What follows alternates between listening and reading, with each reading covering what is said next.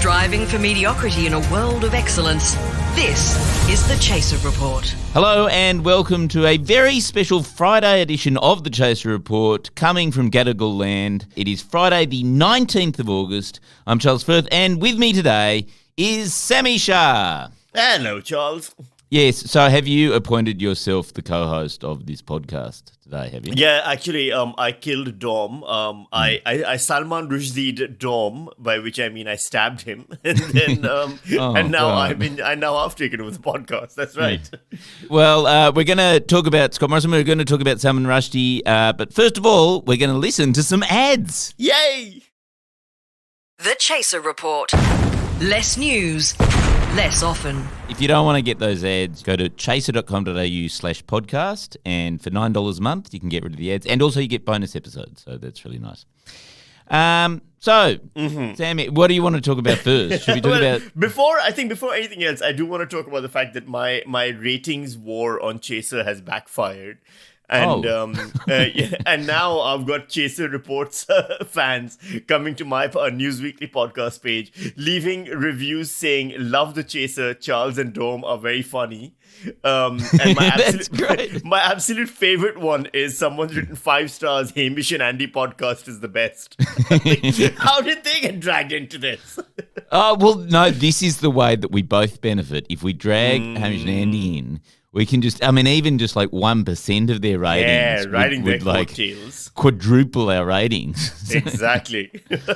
Okay, let's do anyway. it. Yeah, what a week it's been. You know what it reminds me of? Just last week of news. It reminds me of the last 4 years or 7 years. Like, it's basically... Because you and I do news satire podcasts, and literally last week on my podcast, I was talking about how boring it is now to do a news satire podcast with the Albanese government quietly and efficiently just doing their job. Yes. And then, it's basically like someone was like, "Oh, okay, fine. Here, have a little bit more Morrison." It's a classic old school Morrison. I almost felt happy and grateful for him yesterday at the 21st definitely. at the press conference. All week, I've just been in such a good mood because finally it's just easy. It's so easy. Yeah. It's not easy under Albanese. No.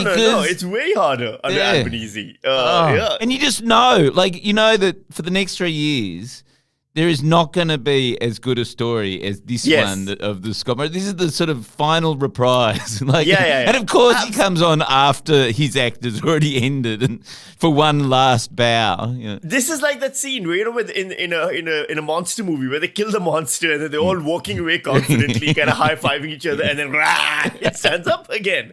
And it was so great. And you can see everyone falls into their old rhythms right away. The media obsesses over the story as if there's no other story in the world. Yes. Morrison comes out and he goes, "Fuck you bitches, I ain't fucking apologizing." And I was like, you know what? Respect, Morrison. Yeah. Respect. Play the game the way you've always played. Yeah, it's like he didn't break character once yesterday. Not at all. He is just like a top class athlete. You bring him out of, like when Ali came out of retirement and then again dominated for a little while.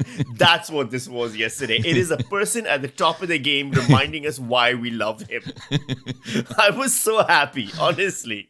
So what? Do you have a theory about? Because everyone's got their own theory about why he did it. Because he did it because he can't stop himself. It's like a serial masturbator. You know the guy on the train who just starts pulling on his penis the moment anyone lets him? He has to do weird shit that no one even needs him to do. Everyone is like, "But you didn't have to do this. You could have just told people." He's like, he doesn't know. He has no idea why he kept it a secret. He doesn't even know why he did it in the first place. That's the beauty of it. This is a man driven purely by compulsion.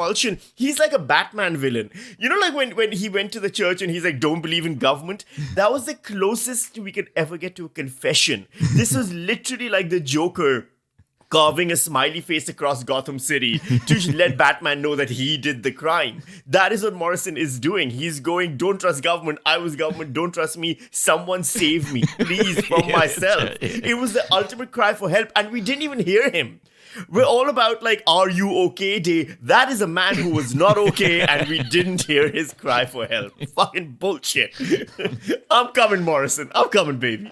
But it's so weird because, before him, it was so clear that Tony Abbott was always going to be the weirdest prime minister we've ever had. Like, guy who ate an onion and knighted a prince and shirt-fronted Putin and and appointed himself minister for women. Like, he was so weird. It was like, no, well, that's the weirdness. Like a loose unit out of the way, But then, like, literally... He was too weird. So you reckon Tony Abbott's still weirder than Scott Morrison? Yes, because Abbott is not... He's not on the scale. Scott Morrison is the uncanny valley. You know when you look at something and you're like, that's human. It's not a human. But it's not, but it is. Yeah. But Abbott that's just a whole other thing. We're like, that's another entity from another dimension. He's got angles that don't exist in our dimension. Like, that's a different thing happening. There's got nothing to do with humanity. And then that's why we went with Malcolm Turnbull after that, because Turnbull was the opposite of Abbott. Because Turnbull was, look at me, I'm wearing a leather coat. That's how wild I am. And everyone's like, oh my God, he's got a personality. He wears a leather coat now. And then we were like, oh no, he doesn't have a personality. That was all his personality was the coat. But Morrison was like, I'm like you, but a little bit squidgier. And then he just, like, he can't help himself. He is genuinely just, if he wasn't prime minister, think about, like, he would have been on a train just in an overcoat and nothing else, just masturbating. And we're lucky that we were able to give this man something to do, to occupy his hands. Because no other country would they? I mean, no other profession would, no other country would. It's only in politics. I mean, this is a man who got booted out of marketing. I know. No one gets booted out of marketing. Marketing is where the dregs of society That's where you end up. Fail. Yeah, exactly. No, there was even a moment yesterday when they were writing, they had a news story on the ABC front page about the Morrison thing. And someone had gotten a statement from Barnaby Joyce. And so Barnaby Joyce's picture. And I was like, what a cast of characters we had. We were so spoiled. We didn't even appreciate it. We had Scott Morrison. We had Barnaby Joyce. We had Christian Porter. We had basically a rogues gallery of villains. Not even cool ones like Batman's. I'm talking like the Flash's villains, like Captain Boomerang and Mr. Freeze and idiots like that. We had all of them and we never once valued them. And now we've got just beige cardboard cutouts for human beings in Parliament. They're just doing their job. They're doing it well. They're doing it efficiently. You might not agree with them, but you can't ever say that they're interesting. And no one will ever accuse them of being interesting. And damn it sucks. Yeah. You know? Yeah. Yeah, it's sort of, I suppose it'll be what it's like when the Marvel Cinematic Universe stops doing movies anymore. Yeah. It'll be like, because we hate them now, but then when they stop, it'll be like, oh, I sort of miss going to those stupid movies. There's a beautiful there's a folk tale, right, of like two brothers who hated each other and they spent their whole lives hating each other, and then when one brother died, the other brother wept openly at the funeral, and everyone was like, why are you crying? You hated him your whole life. And he goes, I'm crying because now I have no one left to hate. Yes. That has been us with Morrison. We're like, oh, this was like a hit. This was a hit in us. You know what I feel like? He did this for us. This was his his little akin to Jesus taking on humanity's sins. This was Morrison saying, you know what, one last time, just to ease you into this new world that you're in, I will be shitty. So this is like when Jesus, came out of the cave, they couldn't find him, and he was wandering around saying goodbye to everyone. Oh, is that what happened? I don't know the details of the Jesus parables. I didn't know that he came out of the cave and then went on a tour. I had no idea. I think so. Didn't he go and see all the disciples? I thought he just ascended to heaven. He just ascended to heaven. Yeah. Oh yeah, maybe you're right. Maybe that was the Sunday school version of it. I haven't read the Bible I've never read the Bible. No. I don't know. I'm sure one of our listeners can fact check us on whether Jesus then went on a stop. I thought he was sort of wandered around, like there was apparitions of him all over the place, and that's how they knew he was alive. Well, it's all scientifically accurate, so it must be true. Yeah. Yeah, of course. Yeah. The Chaser Report. News you can't trust. Well, I think that's Scott Morrison. Now, the other big event that, of course, wasn't covered in Australia at all because because who It had cares? to do because I'll tell you why. Because it had to do with books, and those frighten us. Yeah, that's right, exactly. Yeah. We're like, have they made a movie yet? No, all right, I'm not watching. Books and Muslims, like, Yeah.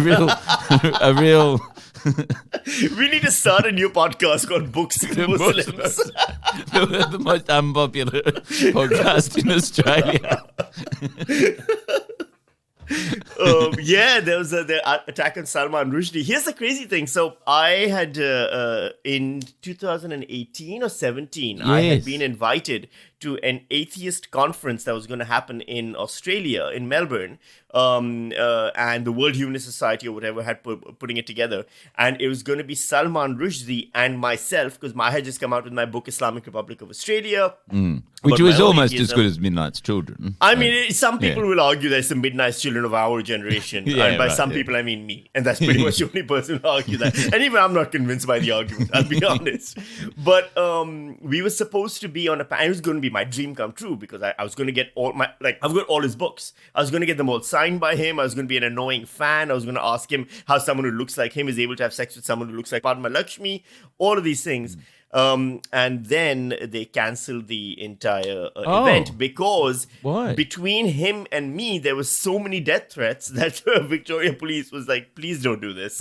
We cannot provide enough security to stop them. Because this is at the time when I was getting crazy death threats. Oh, from you were ISIS getting and Taliban crazy as well. death threats because, you were on the radio, and radio is only No, for no, white no, people. because well, that was separate threats I was getting. Oh, that's different. That was another time. No, this was because in my book Islamic Republic of Australia, I talked about being an ex-Muslim and like leaving Islam, and then that kind of word of that got its way to Pakistan, and they don't like ex-Muslims, and so I kind of got a lot of flack for that. But I missed out the chance to meet him, and I was really excited. Yeah. One, So wait a minute, did he come to Australia? Nope, they cancelled his they just ticket. cancelled They the cancelled whole- the entire event before he could even leave to come here. Don't you think, like, if you're putting on an event with, why don't we get to sort of, like, Who Muslims didn't anticipate who, that? Like, Yeah. isn't that the whole reason to put on the event? Like, I know, like that's what I thought. But also, I think basically people forget. Like even he's clearly forgotten, which is why there wasn't any security around him. Like that the threat is still out there. but isn't it also just that he sort of decided that he needed to live his life? Because he was in hiding for our younger listeners, we should probably give a bit of context. So, books are a thing that have you take wooden bark and you flatten it to roller press, and then using ink on that you write words. And it's not a thing that exists on TikTok, but yes, It's a bit like TikTok, except that you, instead of swiping up, you swipe sideways to move between the different pages. That's right. And it has less butts on it. But depending on the book, actually. It might be Mills and Boons. It might have a lot of butts, actually. But so Salman Rushdie wrote a book. He wrote a book on Midnight's Children, which was he says his first book. Actually, it's his second book. He wrote a book before that, which he pulled out of publication because he's too embarrassed by it. But Midnight's Children was his first official book, and it won the Booker of Bookers. It won it's in every major list of the most influential books of the 20th century. I think it's one of the best books ever written. And then he wrote another book after that called Satanic Verses.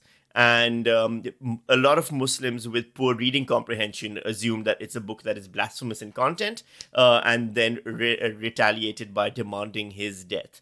And then the Ayatollah of Iran at the time was Ayatollah Khomeini.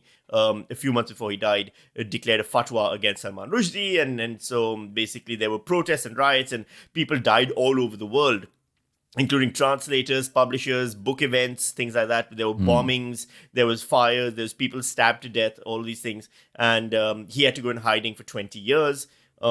He changed his name to, I think, Joseph Anton, which was the name of his autobiography as well. And he exists to this day, but he just got stabbed a few days ago. Yeah, right. Gosh. Yeah, And I don't know how much of that's the interesting thing, because I saw on social media recently a bunch of Australian intellectual commentators and stuff were saying none of them have read Midnight's Children, and I was always wondering whether that had any splash in Australia at all, like his writing. Well, it's interesting because I was at a family dinner and I was the only person who hadn't read Midnight's Children, and I felt very embarrassed. Okay. So obviously, well, certainly amongst my family, it's made its way. sort of thing. Although everyone agreed that Satanic Verses wasn't nearly as good as Midnight's Children. So yeah, and absolutely, I just had to nod knowingly, going, "Oh yes, well, yes, exactly." In those situations, do you cop to your ignorance, or do you just pretend, nod along, and pretend and hope no one notices? No, I just nod along and pretend that I. Yeah, so you pull a Morrison. I'm the only person in my entire extended family. Who, I'm the first person for many, many generations in my entire extended family that didn't get first class honours at university. So, you are truly shameful. I got a 2-1, and basically, people don't even talk to me at family parties anymore because I'm sort of I'm the thicko. They don't make eye contact. Yeah. They're like, he might. You need to talk slowly to him. He's very slow. Yeah. And even my mum said, well, like, if you don't get a first class honours, you really should get a third because at least shows you only scraped through because you're doing other interesting things. Like getting a 2-1 is the worst. Yeah. See, I was a terrible student my whole life. Like absolutely atrocious. People think I was a good student because I wore glasses for a while, but I actually was quite terrible. Yes, you can fake it till you make it. But you then wrote a novel that's basically as good as Midnight's Children. Yeah, I mean, sure, I'll take that from you who have not read Midnight's Children or my novel. Absolutely. No, I have read. I've read Islamic Republic. It was not really. That's right. Yeah, you did. I remember. I think that's when we hung out properly. I think that's the first time I met you was after I read Islamic Republic of Australia. I think you must have been on your book tour. Yes, it would have been around. Right. 2007. So probably instead of doing the Salman Rushdie event, you probably got interviewed by me instead. Pretty much. Just as likely to end up getting stabbed, but it didn't happen. One of those sliding doors moments. Yeah.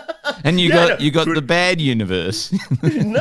I mean, hey, it's the universe I didn't get stabbed in, so I don't know if that's good or bad. Although his books are like Satanic Verses is at the top of the charts right now after the stabbing, and I could do with a sales boost. Is all I'm saying. And I suppose the key is to just get stabbed somewhere not too bad, like because he's going to lose sight in one eye.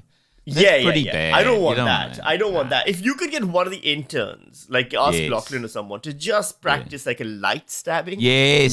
Just to help me with my sales. That's all, Before we go, can you give us one good death threat story from your past? Where was your best death threat story? Was it in Australia or in Pakistan? See, when I was in Pakistan, the death threats were more like straightforward. They were like, here's a bullet in your mailbox, so here's a, just a warning. Like, they weren't really, there was no flair to them. There's no artistry to them. When I was with Islamic Republic came out, the one of the ones I used to get regularly was someone would Photoshop me being beheaded in increasingly like realistic ways of photoshopping, like really detailed Photoshop. I was really it was really impressively well done. And I always wondered about that overlap between graphic designers with a background in the Adobe suite and ISIS. What is it that combines the two? But clearly it was someone, ISIS funds are going into the Adobe suite, which is expensive. We know it's $200 and something a year, unless you get an educational version, which I don't know if ISIS counted as an educational enterprise. Given the University of Melbourne these days, sometimes I wonder whether they might, though. And they've got training camps. Surely the training camps in Afghanistan. Yeah, they'd be able to get a discount or something. You're right, absolutely. Yeah. And just really detailed Photoshop. There was blood spurt, things like that. Some of them were really quite impressive. Like, I wasn't threatened by them. I was just awed by them. And what would you do? Did you forward them on to the police? Or Yeah. There was, at the time, we had Vic Pol was involved. So I'd forward them on to them and they'd be like, cool. Yeah. What do you do? Good Photoshop job. Can you hire him to do our posters for us for the next fundraiser? They don't know. What the hell are they going to do? They're like, I don't know. Don't write a book, you fucking idiot. No one reads them anyway. Sami Shah, that was wonderful. What are you doing on the weekend? You doing anything interesting? What am I doing on the weekend? I am basically just promoting myself on the socials the way all of us hustlers do, and praying for the end of the world. Sami Shah, thank you very much. Thank you very much. Our gear is from Rode. We're part of the Acast Creator Network. Catch you on Monday. Bye.